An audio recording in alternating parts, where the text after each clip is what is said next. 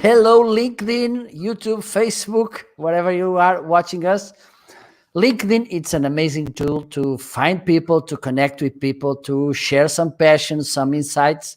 And one of these days, I just found Ryan, who was a very enthusiastic guy about live streaming. We start talking.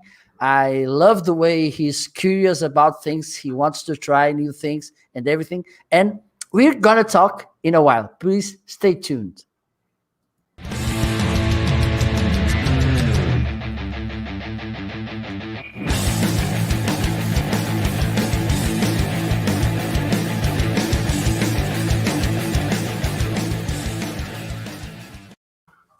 wants to try new things and everything. And we're going to talk in a while. Please stay. Hello again. Here I am, Marco Novo, to have the special marketing live show. This one is the first one from the 5th season. And today I'm going to have with me Ryan Swanstrom. He's on the basement. I left him there with a cookie and a glass of water. And why do I have Ryan here? Because I think it's the kind of people you want to meet on LinkedIn. It's a guy, a very curious guy.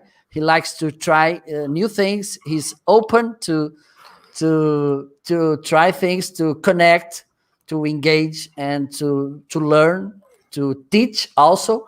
And so I decided to bring him here because even I was guest at his show. And so I want to bring him because also I want him to share this experience he's having on live streaming. I go to the basement. Okay. Oh. No, I'm so glad you let me out of the basement. Wait. Okay, now. Here we go. I'm glad you let me out of the basement. It's a dungeon down there. Well, I left you a cookie. Okay. Well, thank you. If only you would have left some milk to go with my cookie. No, just water. I'm vegan. So, Ryan, thanks a lot for being here. It's a pleasure to have you. So first, please introduce yourself, and then let's chat a little about this. Okay? All right. My name is Ryan Swanstrom. I am from the middle of the United States in Sioux Falls, South Dakota. Marco briefly mentioned we just kind of had a chance meeting on LinkedIn and kind of started messaging each other, got to know each other. My background, I am a technology person. So I've spent almost 20 years doing software engineering and data science type of stuff. About 8 years ago, I started a data science blog that got kind of popular, and it opened my eyes to the idea of you can reach people on the internet with if you do the right things and you have a little strategy about it. And I was really good on my blog in the early years. And I think it isn't as popular now. One of the things is I think I didn't transition well with moving from blogging to really highly engaging on social media and getting to video. And so the past, 2 or 3 years, I really wanted to do some live streaming and really dig into it and try it. And I just haven't done it. And so about a month and a half ago, I just decided I'm really going to do this. And so that's kind of why I tell people that live streaming is kind of my hobby now. And I'm trying to teach myself live streaming and getting better at it and just interacting. I find it fun. So I'm doing it. So back to you, Marco. Perfect. So enthusiastic. Well, so you told that you started your online content presence with a blog. Why so? Way back in 2012, I was a software engineer working at a big financial company, and I had a strong math background. So I liked math, but I didn't do a lot of it in the world of software engineering. I wanted to do more, and I started reading about this topic called data science. And what I found was there was a lot of this data science content distributed throughout the internet. There was a professor at Syracuse that wrote a decent book and had it free for download on a PDF on their website. There was some software engineer out in San Francisco that was rewriting this. There was someone over in Europe who was running a boot camp trying to teach people these skills, but there was no central location for it. And so I started putting together a blog, and a lot of what I shared in the early days was, this is a blog for people who want to learn about this concept and this topic called data science. And here's some books. Here's a free book that I found, and here's a link to go download it. Here's my thoughts on what is the data science definition. Here's my thoughts on what people are calling big data. A lot of these buzzwords that people were throwing out, I talked about them. And then I would also do a little bit of just talking about, what are my thoughts on these? And here's great information that I found on the internet that I think falls in the category of data science, but people aren't calling it data science. So I have to ask you something. By the way, please drop the blog, the links from the URL, so I can share it also, please. And a few minutes ago, you mentioned that you were learning about live streaming, learning, and you didn't make it. It was the same process with blogging, or you just went blogging and after you were learning something? I don't know how to say this about blogging. Maybe here's the thing. So before I created a blog, I had tried a number of times to create some online websites doing various different things. I don't even remember what they were for, just some side projects, and nothing ever really caught on. And so when I got to the data science idea, I thought, I don't have to custom build my own website for this. I'm just going to go to WordPress and I'm going to set up a blog. And so here was the difference. So before, when I had set up all these side projects, I went out and I bought the domain name that matched up with it. I went out and got the Twitter handle, and I got a Facebook page set up for it. And I did a good job of getting all those things. When I got to my data science blog, I said to myself, I'm tired of setting all these things up, and then nobody logs or nobody finds this and nothing really catches on. So I didn't do it for my blog, and I called it Data Science 101. And I started it in February, and by June, I had already had 2 posts that had gone largely viral for me. And that was like, I don't know, 15, 25,000 hits in a day, which for somebody who had never blogged before, it was like one day my blog got 7 views and the next day it got 15,000. And I was like, wow, some people like this stuff. But one of the days, the second time it went viral, somebody else, a data science company, went out and latched up all the datascience101.com and the Data Science 101 Twitter handle and all those things. And I was kicking myself for not signing up and getting them earlier. But in the end, it really, your domain name isn't all that important all the time anymore. People just send out the links and you click to it from LinkedIn or Facebook or Twitter, and they're all shortened with a bit.ly link anyway. So people don't always see it. Absolutely. So it didn't end up being a big deal, but that's how I kind of got started. I had played around with creating my own custom built websites. And then I just decided to start a blog. I'm not even really a writer, which is what I like to tell people. I'm really not a writer. Most of my blog posts were 1 paragraph. They were really short. So I think you made some searches on SEO, right? Yes,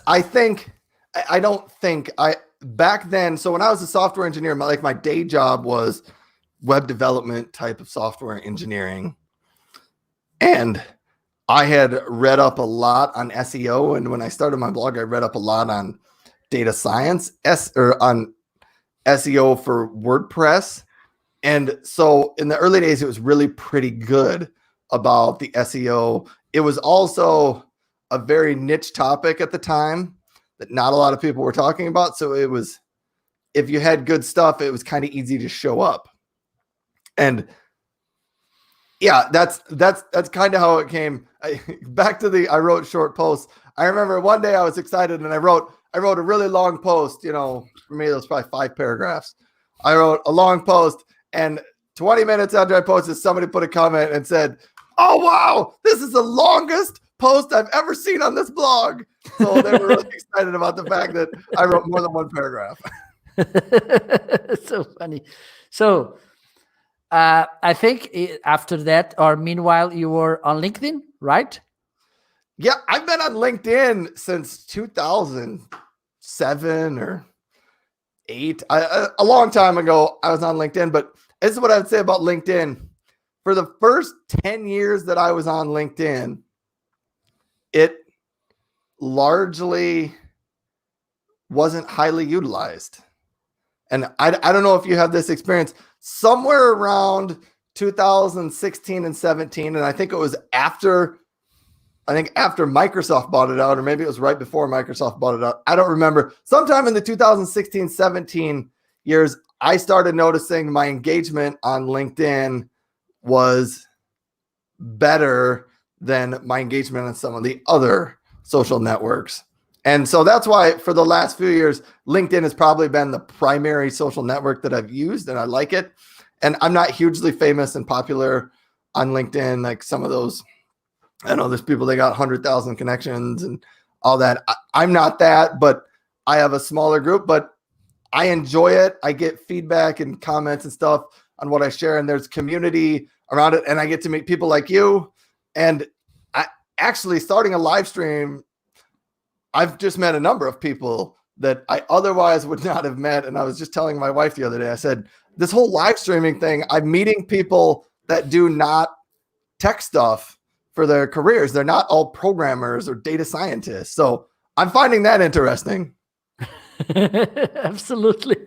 So how did you start it? Because there's you already made some live streams before LinkedIn Live, or you started on LinkedIn Live? All right. So here, we'll go back to this. So I had the data science blog and I had a Facebook page. And in 2017, I think it was 2017, LinkedIn released native video, not live video. Yeah, absolutely. The ability to upload videos. Up to 10 minutes. And I, for whatever reason, I got access to it earlier than everybody else got access to it. I don't know if I was one of the first, but they had a number of beta phases, and I got in one of the beta phases before it was open to the public. And I remember I made a video, and I don't even know what it was talking about now. But I remember I made a video, like a 2-second video.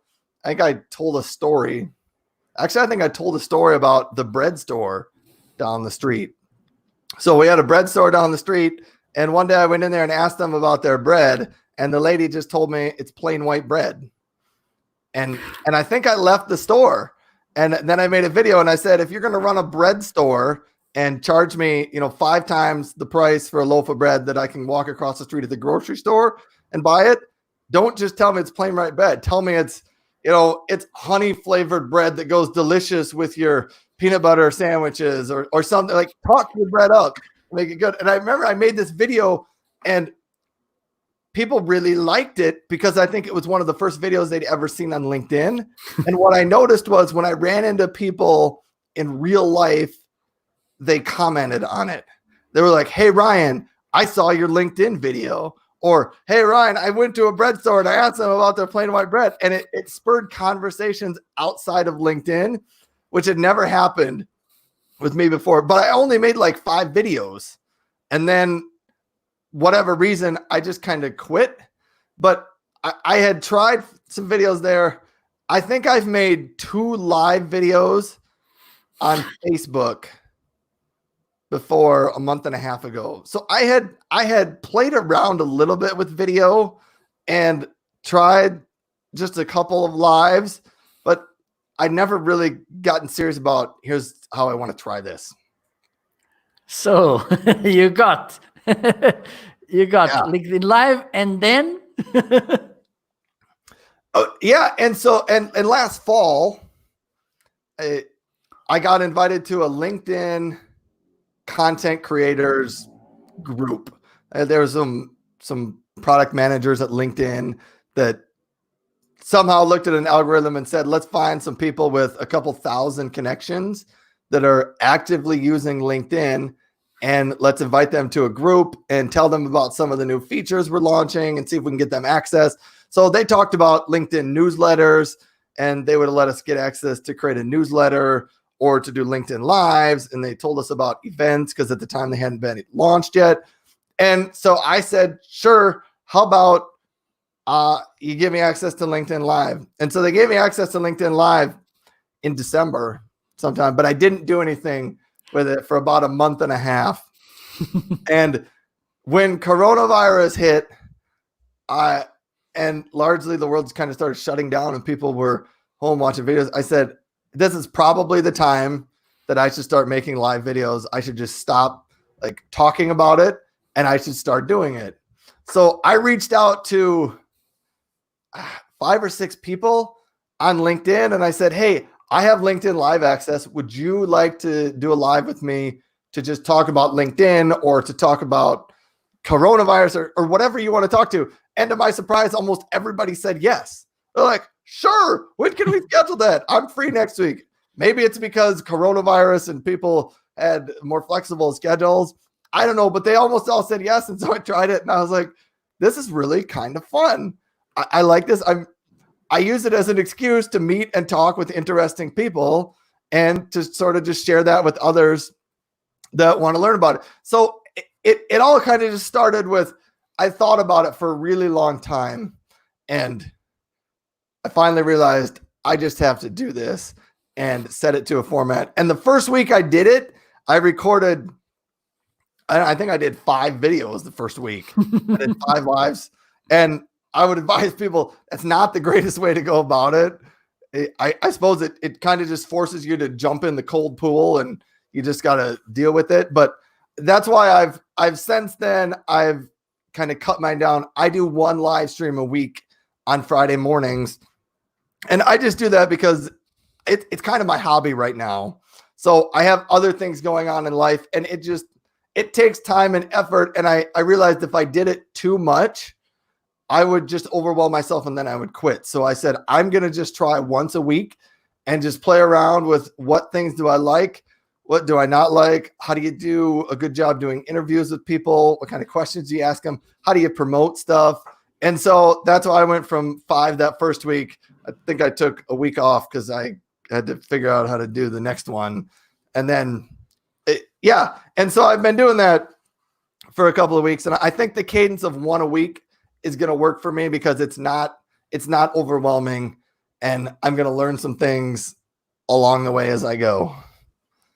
Perfect. So one question, before starting,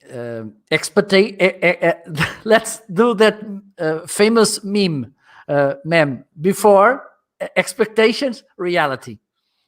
What were your expectations about live streaming and the reality? Tell me. Tell us. Oh, I don't even know if I have some great ones on this. I mean, this is a tough question. Maybe I would say this.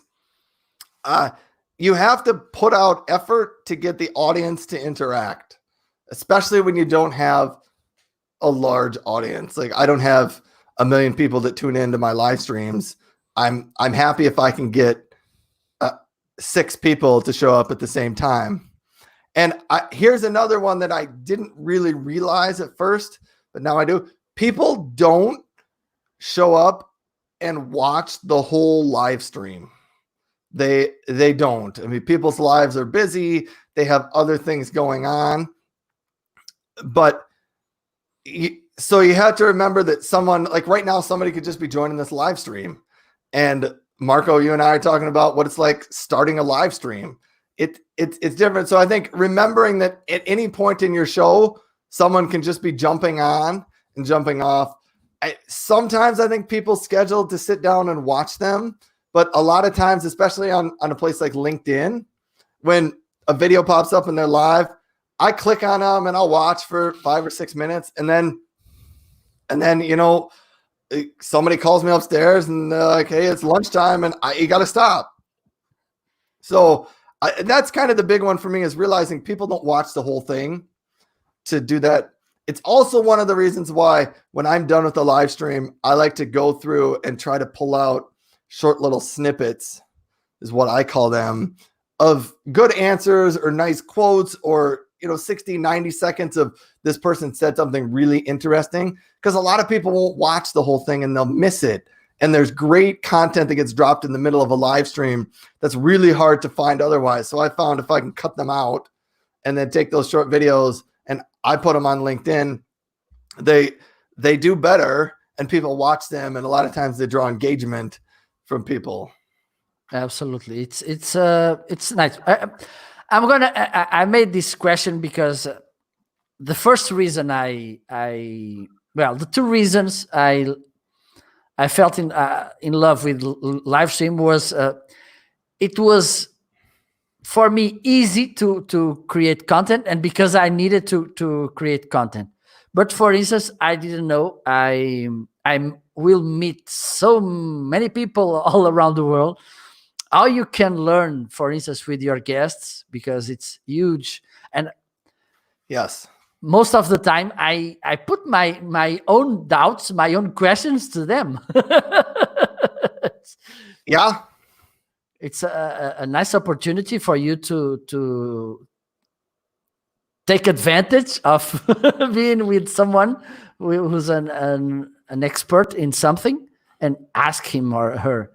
It's amazing how you make friends, for instance.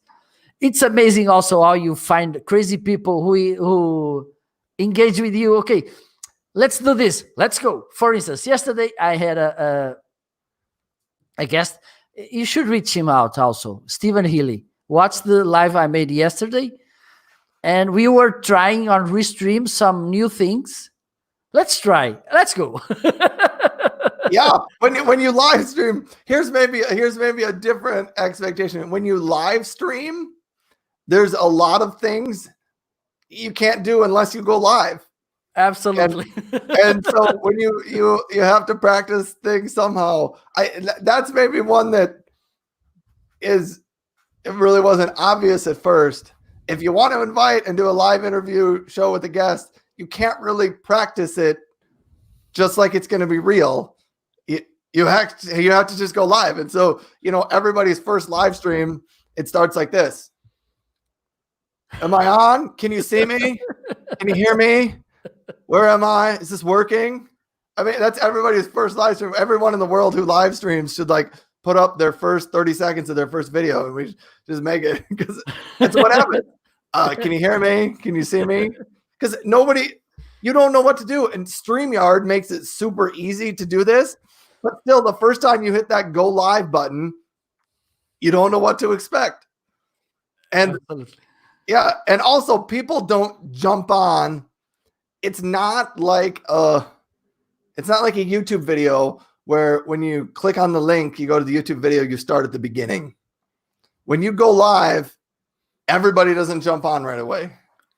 They might jump on 15 minutes into it, and it's hard to do this in a show. Like, we did our introductions at the beginning of this live stream. So if somebody jumped on right now, they have no idea who Ryan Swanstrom is.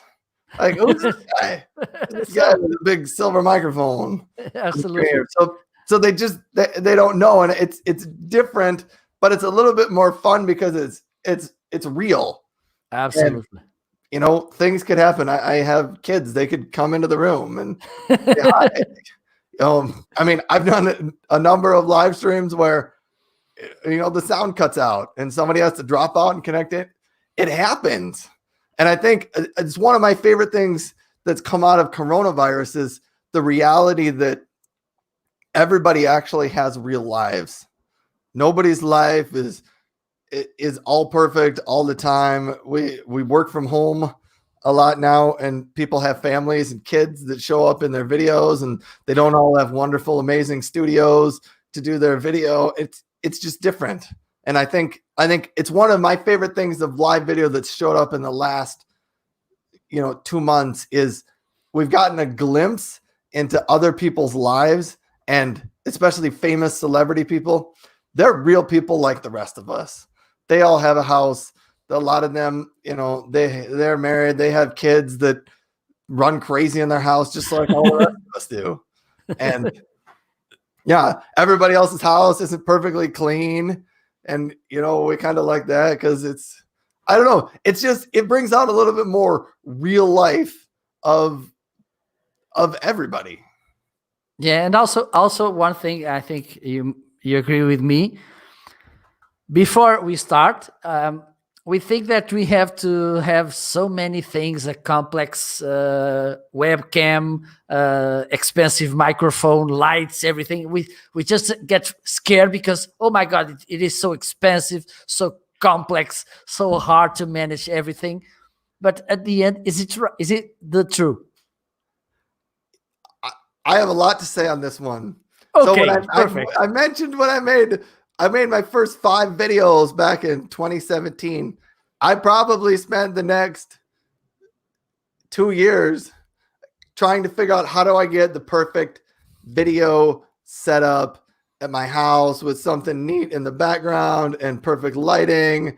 And I bought myself a green screen, and that didn't really work very well. And I went out and I tried to set up these lights and everything, and it never really seemed to help me. And then I got to a point where I was like, I think I can do this, but I would spend an hour and a half trying to set up the lights and to set up the camera and to get everything so that everything looked and that there wasn't any glare on my glasses. And now I really don't care as much. There's oftentimes glare on my glasses, but I spent so much time worrying about how to get it all perfect, and it just never comes out to be perfect. And so, like right now, we talked about this when you were on my stream.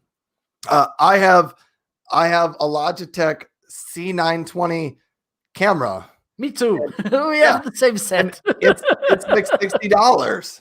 Yeah. And it's not super fancy, but it shoots 1080p and it sits on top of my screen and it works pretty nice. I mean, I don't have theater production level quality in my video here, but we're just having an interview. I don't know that you need cinematic theater, I don't know. There's no spaceships flying around behind me. There's nothing blowing up. It's just a guy standing here talking on a camera. And then I have a microphone, but I've had the microphone for years and I didn't go get a different one. I just use it because it works. Absolutely. Yours is, but I have the same. Yours is silver. Yeah, you got one of those fancy covers for it. I don't even know what those things are. It's good because when you say pff, and it filters the sound. Right. Okay. It's the name is pop filter because when you say P and T mostly, they does the pff, and it filters. They say it. But see, like that's another thing. You can spend years trying to get your home setup perfect and amazing so that everything's going to work. But the real truth is I don't think people watch the live streams because the camera is great. I think they watch the live streams because for a couple of reasons. One, the person on the show or the people that are there are entertaining, and whether they're funny or whether they just have great, useful insight. So like they watch for the people, they watch because the topic is something they want to learn about. Or like the third case is sometimes you watch just about famous people because you want to see what their life is in the background. There's probably other reasons, but I don't know that I've ever tuned into a live stream because I've been, oh, I hear Marco's got this awesome new camera. It's going to make the live stream way better. Absolutely. It might. I mean, it might make your live stream better, but it's not going to change the fact that Marco is still Marco. And, you're fun to talk to. And it's you got a pretty laid back show here. We just have a conversation and it's fun and it's nice. another thing, so I have lights in my room, and I'm going to try to move my camera. Okay. Above me, I have ceiling lights, but they shined too brightly on me. So I came up with the world's greatest hack on this. So you can't really see that. Oh, I see. I White took papers. yeah, I took just regular white paper, and I taped it and hung it from the ceiling, and it cuts down a little bit of that light. And I mean, that's the cheapest, quickest hack I've come up with to just make my lights be a little bit softer in my room. Well, perfect. Perfect.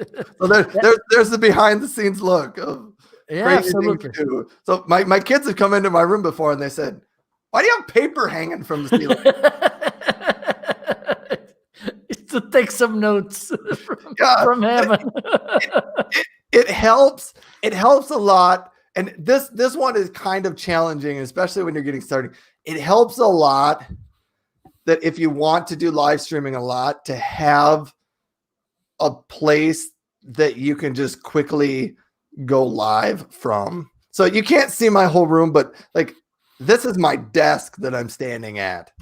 And like, it's where I work when I'm normally doing my work, and it's a sit stand desk, and the camera just sits on top. But if I want to go live, or like the show with you, I don't really have to rearrange much of anything. I just kind of turn on my camera and I can go. And so that's kind of one of the things. If you always have to set up to go live, like if you have to set up in a different room, and I tried to do some upstairs in my living room because there's a big window and it's got a little bit nicer light in it, and it maybe makes a better, background. It makes a better scene, but it takes an hour to set the thing up. and really, if you have to do that, you're not going to live stream. So part of it is lower your expectations of, you want everything to look perfect, and just set it up so that it's simple, so that you can click and go. And that's one of the things I've kind of gotten over, is it's not always going to be perfect. It's okay if the lighting on my face is not amazing. I'm not that good looking anyways. I don't think anybody's watching to check out on Ryan's amazing new skin moisturizer. I mean, I don't do that. Absolutely. Well, there's I think you nailed it when you said, don't wait to be perfect. Don't wait because when I started, I don't know if you saw the video I posted last week. I think it was the first one I recorded with my phone on portrait. I didn't. No. Oh my God, it's so awful. And one of the things good is when you look backward and you say, oh my God, how awful I was, but it was my start. And that's, it's when you start that you start figuring out what you can change, how you can improve, and everything. You start also to get your own voice. I mean, to see how you feel more comfortable, how things work better for you. Because one risk you can take is, for instance, and I've heard about this a couple of times. Someone spent lots of money in equipment, cameras, and everything, and then it doesn't do anything. Because one thing that expensive equipment will do to you, it's that it will raise your expectations. Yes. So it's tricky. And one of the things I think, another one we agree, is we forget about ifs. Because one day I was doing a training to trainers. I do training to people who wants to be a trainer, and whatever field it is. And I was talking about live streaming. Look, and then one of the kids, he was like this. Oh, I think he was seeing himself doing live streaming or something, and he started, oh, Marco, okay. And if someone, and if all the problems and challenges you can imagine. And I think you have that good thing. You don't think too much about ifs, right? I've been known to overthink a lot of things in my life, but I I just had to do it. You just gotta go live. Like you said, if you buy a lot of fancy equipment, you might go live and realize you really don't like it. And so Yeah. then you spent a whole bunch of money and you didn't like it. But another thing, and there's a number of popular YouTubers that talk about this. They say, just start doing this, start creating videos or live videos, because at the beginning, there's not a lot of people that are going to watch you. I mean, it's mostly going to be close friends or somebody's maybe interested in the topic, but I'm not a famous celebrity. Like when I have a live stream, 100,000 people are not going to show up. But those people that have 100,000 people that show up for a live, they all started somewhere. The big difference is they just started 5-10 years ago and did this. And like I talk about this a lot with my kids and Ninja, the game streamer, the Fortnite streamer. He was doing live videos for a long time and live streaming of games before Fortnite came out. And so when Fortnite came out, it was kind of his opportunity to jump on a new game, but he had already practiced a lot of live streaming and he kind of just exploded because he had put in the time and the practice. And when something new came along, he was ready for it.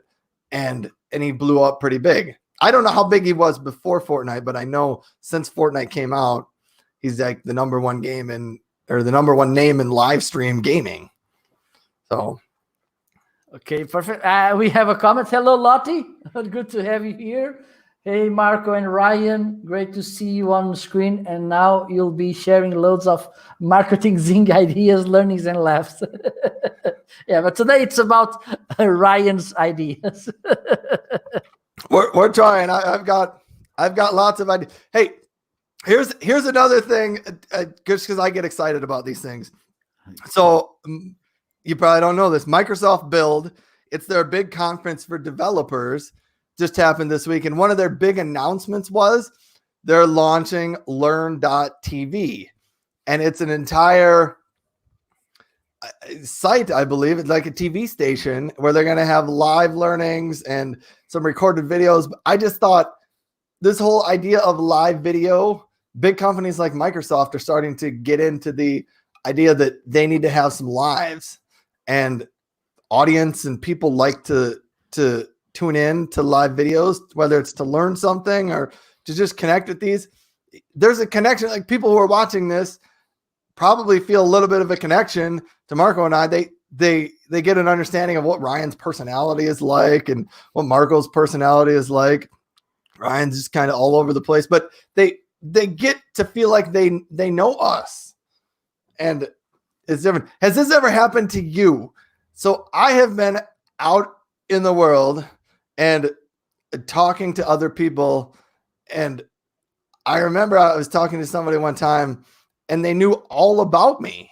and I remember I said, how do you know all this stuff about me? Like they knew how many kids I had. I think they knew my wife's name. They knew where I lived, where I went to college. I said, how do you know all this about me? And he said, oh, I just read about you on the internet and I've seen your stuff. He said, I guess that's what happens. So other people feel like they know you because you're on a live video or because you're on the internet a lot. And I don't know if that's good or bad, but it's what it is. Video in general makes a connection with people that I think they don't get from a text post. Absolutely. One thing funny who happened with me. I think you have I think you're a tall guy, right? I'm 6 foot tall, so I don't know what that is in the metric system. Let me see. I'm above average world height. I'm not basketball player tall. Are you trying to convert 6 feet to meters? Yeah, let me see. It's probably just under 2 meters.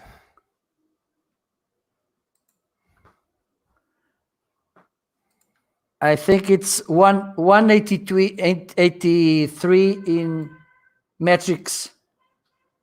I think. But Yeah, 1.83 meters. Okay, I'm a little taller. I'm 188. So All right, so you're taller than me. one thing happened is people. Oh, I thought you were a little smaller. and Yeah, that's probably true. You have no idea what people. yeah, because we You are. only see the top half of their body. Yeah, we are sitting. I'm sitting. I think you're on. I'm gonna step back. Okay. I can stand on my chair back there and Yeah. get my whole body on the screen. But That's funny. And yeah, I also once I was in Spain in a congress, and a girl started looking at me. Maybe she recognized my voice. You're Marco, right? And I had my T-shirt with my logo, and I said, look. It seems. Oh, I see your videos and everything. And I said, my God, I'm getting fame. yeah, it's not. I've heard it said before that we are all famous to 15 people in the world, and it's fun when you get to meet one of those 15 people. It is totally an ego boost if you get to meet one of those 15 people that thinks you're famous. So, yeah. Well, Lottie has some new comments. Not a lot of people going to watch you, and she talks about something that's happening on Facebook. Well, I think there are two things about social media by these days. Facebook, for sure, it's lowering the organic reach mostly to pages. That's one thing. And the other thing is when you have so many people watching or doing live streaming, it spreads the audience in the different broadcasters.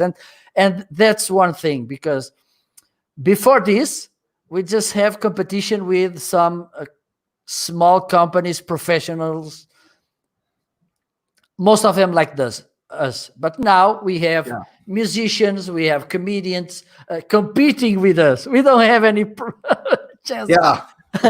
For instance, I think it was last week, a Portuguese comedian made a live, and he almost got 200,000 people together watching him. Look, we are 10 million people. It was amazing.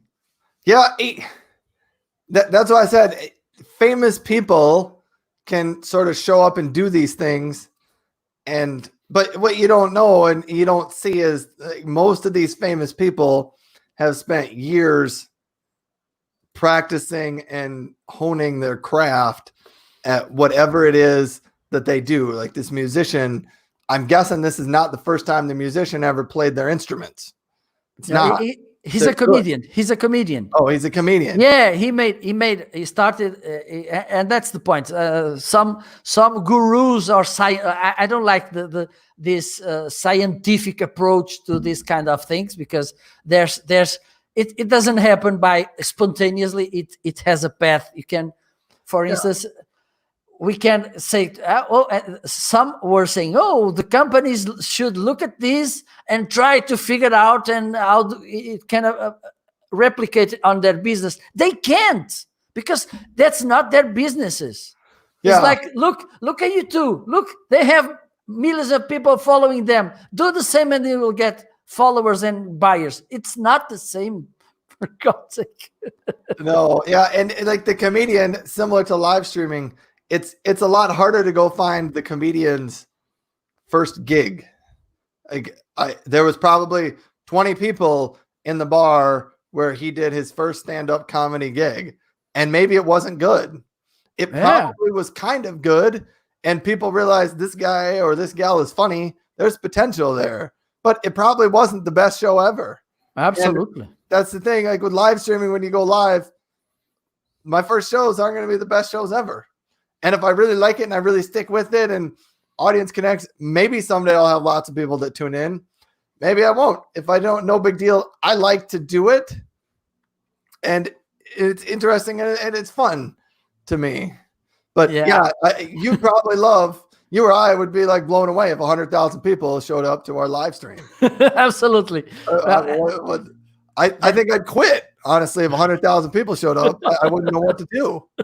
There'd be so many comments flying through, you wouldn't be able to keep up. It's one of the things with a smaller audience that kind of helps a bit, because when you're new and you start out, it becomes a little bit of a challenge to, talk to the screen, pay attention to the other person that's on with you, and check somewhere else for comments. And it's kind of nice when there's not a ton of comments coming in all the time, that you don't always have to be paying attention to that. Absolutely. So I don't know if these famous people that do it, do they have a team that comes with them and somebody else follows and watches comments? I don't know. I don't have a team. I don't need a team to do that. Well, that's one point. And the other one, I think, to the viewers, they are more open to not have any answer. I think the expectations, it's hopefully they will answer. Yeah. That's the point. Well, Lottie says, Ryan says Microsoft Build are launching Learn TV. Oh, we know live is the best action-based learning. Call it next general learning for years. Thanks for update, Ryan. Off to livestock you now. Lottie is also, please follow her, because she could be an amazing guest for you. We got the tall guys on screen. Love you standing, Ryan, all famous to 15 people in the world. Great quote. By the way, I think it's NBC. It's also coming with a live streaming platform. I don't know if you know something. I made a search and it's there, but it's not available to Portugal. Maybe to you can. Maybe. Oh, I was curious about this when TV started. When things like the late night show and news stations started to happen from people's houses, I wondered if the TV shows were going to keep this as maybe not an everyday thing, but occasionally the hosts and the TV anchors would do this from their house, because I think people like it. I think it just it's a little different. And yeah, absolutely. Yeah, you're like, hey, the late night host is sitting in their house at home. It's different. Any second, their child could jump on top of their head, or somebody walks by the window behind them, and it's just different. It's fun and it's interesting. So that's kind of cool that NBC is maybe going to set up more lives. But I think I'm not sure, but please check it out. Because I think it will be available for you. I think they will have his own live stream platform. Nice. I think there's something about it. Please check, and then I will have to check this out. Yeah, maybe this is their way to vet out new late night hosts. They're gonna let everybody else start a show and put it on NBC Live, and the one who becomes famous, you can win out. But maybe they are willing to do something about it, because something is happening there. I think coronavirus has brought out the fact that live streams, people kind of like them. Like I've been saying this for years. So I don't know how long you've used something like Skype, but Skype, the video calling technology, I think I did my first Skype with someone on the other side of someone in Europe. I did my first one in like 2008 or 9. So over 10 years ago. And I remember, and even now when I join these, it blows my mind to think about, I can do a video call with Marco. He's on the other side of the Atlantic Ocean. You're like a third of the way around the globe. And we can have this conversation. And I just think, how in the world, how does that happen? But I used to think in 2008, 9, 10, 11, I used to think we all had the capability to video call people all the time. and nobody uses it. And when coronavirus hit, Zoom became the chosen technology that the world loved. And it felt to me like the world discovered video calling. It really wasn't new, but people just had not used it before.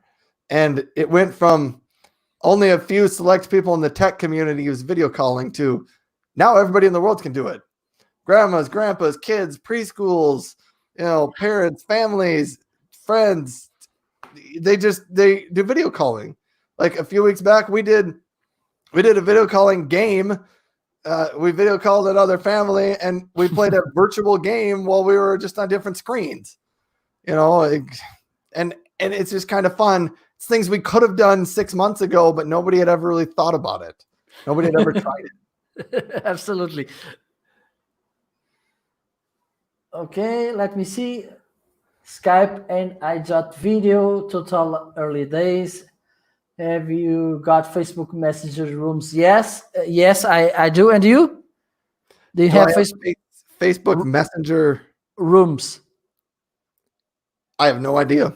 Not gonna lie, I am not a Facebook expert. I don't really use it a whole lot. I'll show you. I maybe have it, but I don't really know. I'll show you what it is. See, look. I get to learn new things on these shows. Okay, I have some crazy stories here. There's this button here. All right. Starting, well, it's on Portuguese, it's starting a room. All right, and then you can, you bring a bunch of video people into a room? It's Facebook Zoom. It's Zoom. All right. Yeah, it kind of like Google Meet. Google Meet is a similar type thing, I believe. I think you can have up to 50 people together. Nice. Yeah. I think one day we can make a meeting there with live streams all around the world. Yeah. So let me just got in Ireland, great for friends, training groups, but not for live, as can't grow an audience. We can only invite current friends. Okay. Yeah. It's trying to replace Zoom. But for instance, you can try it to some gathering and talk with, for instance, to make a workshop or something with room or some more intimacy logic, I think. So, right. Your biggest takeaways on live stream, let me know. Let us know. Biggest takeaways. Yeah. Wherever you can go live, try it. Whatever tools, technology, if all you've got is your phone, just try one and turn the thing on and see if people like it. And realistically, you might only get a couple people that tune in, and that's okay, but try it. But do not go spend hundreds of thousands of dollars buying all this stuff so that you can have the perfect setup before you go live. And then I would also add, I think going into the future and in the next 2, 3, 4 years, I think many, many companies are going to start producing live weekly shows and starting to do that because it is a new, unique way to engage with audiences. And I think we will see it. And the first one I noticed was Microsoft Build this week, because I pay attention to the tech community, announced that's what they're going to do. They're going to have some live shows on their, learn.tv. So that was kind of neat. And I think we're going to see a lot of that from other companies as well. I can see it in the training space. It seems just to make total sense to do this for training videos. It does this it makes sense. Think of a local toy store. I mean, you can do a live video every week. Open the new boxes of toys that you got in your shipment this week. Talk about what's at your store. Maybe play with some of the toys. You're a bookstore. I mean, you can read some things online. I think there's endless possibilities, but don't overthink it. Just try it. Absolutely. Absolutely, Ryan. Perfect. We are almost done. Now it's time to the suggestions of the guest. As usual, I will ask you one book, some professional, a kind of shout out that people should follow, a habit you have, which should be healthy and legal,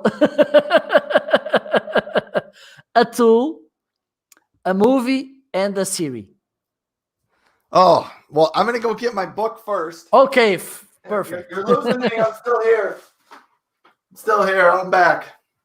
I don't remember if there was a lot of questions here, Marco. You're going to have to repeat them to me. Okay. So right here. Okay, perfect.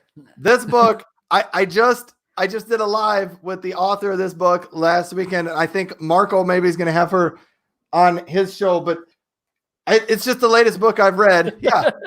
And it's just a fantastic book for people that like to create content on the internet. It's not specific to live streaming.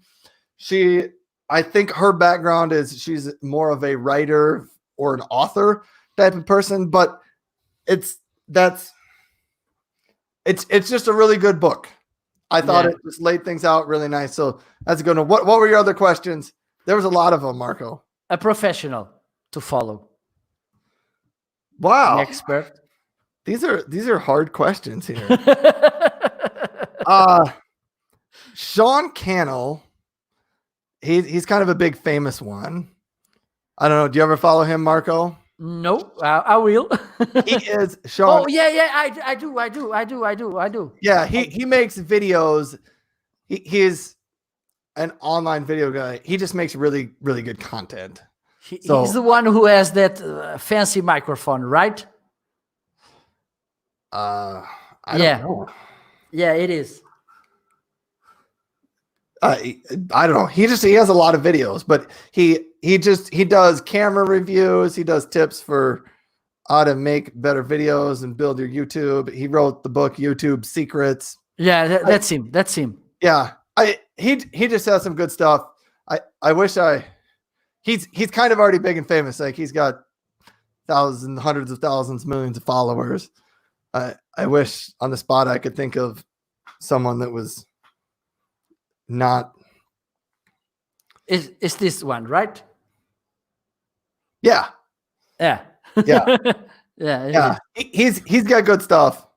Yeah, it is. Yeah, I like absolutely. Him. Absolutely. Habit. A habit? I bite my nails. No. So I do that. A good one, please. You want a good habit? Yeah. Oh. I wish this was more of a habit, but I try to run a couple of times a week. So even like today before your show, I was about an hour and 15 minutes before the show started. And I hadn't got my run in for the last couple of days. And so I said, I'm just going to go run and quickly come back and take a shower. So I'm not a fitness guru by any means, but that's it. Other than that, I mean, I eat 3 meals a day. So that's a habit that I do. Okay. A tool. All right. So here's a good one. So I do this when I'm on LinkedIn and I cut out video clips, or if I just record myself, I love to add captions to the videos. So this is a tip. If you're adding videos, especially to a platform like LinkedIn or even Instagram, because a lot of people scroll through these and they don't turn on the sound. Absolutely. So put captions. I use a tool called Zubtitle, Zubtitle, Zubtitle, to add those captions in there. I think it does the best job of transcribing my voice and getting as close to possible as what I said. I tried some other tools and I don't know what it is. I mean, my voice is a little deeper and kind of scratchy. And I just found that tool for my voice did a really good job of pulling out exactly what I was saying, so that when I would upload a video and it would transcribe it, I had to spend less time going through and fixing the words that it thought I said. I think it's iOS, right? No, it's a browser based. Oh, perfect. I will check it out. Thank you. Very useful. Oh, ZUB. See here, I can throw a comment out onto the LinkedIn comments. Yeah, so that's a tool that I use. There are a number of tools. That's just one that I use, and I actually pay for it, because you have to pay every month for it. But yeah, so that's it. A movie? A movie. You know, I'm not a huge movie fan, but I will tell you, this is a full confession of mine. Live on the internet. I don't know if in Portugal you get the Hallmark channel. Do you get the Hallmark TV channel? No. All right. Netflix and Prime. All right. I love Hallmark Christmas movies, and they are like, I can kind of explain these. They are very predictable and cheesy love stories. So a lot of it is based around the fact of, somebody grew up and they moved away to the big city for a job, and then Christmas time came and they had to come back and see their mom, and then they stay at their mom's house for 2 weeks and find out that they love it, and they run into their high school boyfriend, and then they fall in love, and the movie ends happily ever after.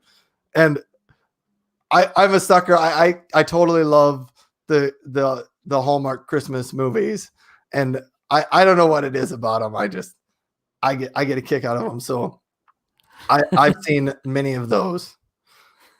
Perfect.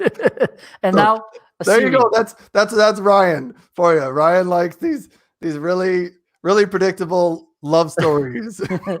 A series. A series? Yeah. Like a TV series? Yeah.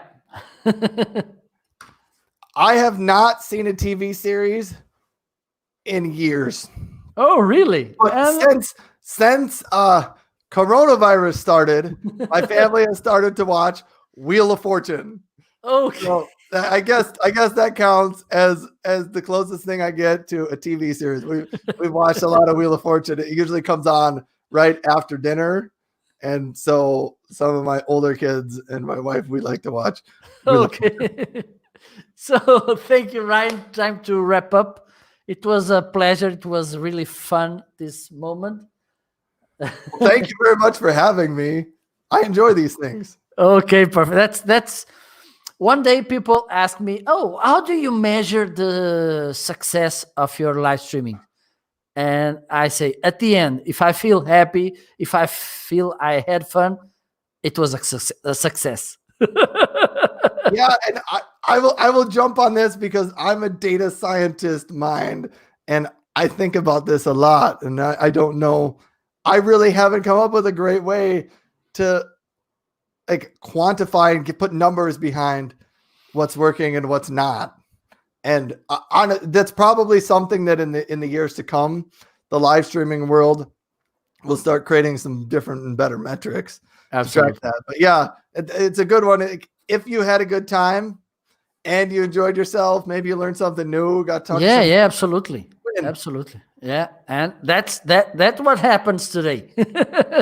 So Ryan, thank you so much. How can people find you on internet? On the internet. My name.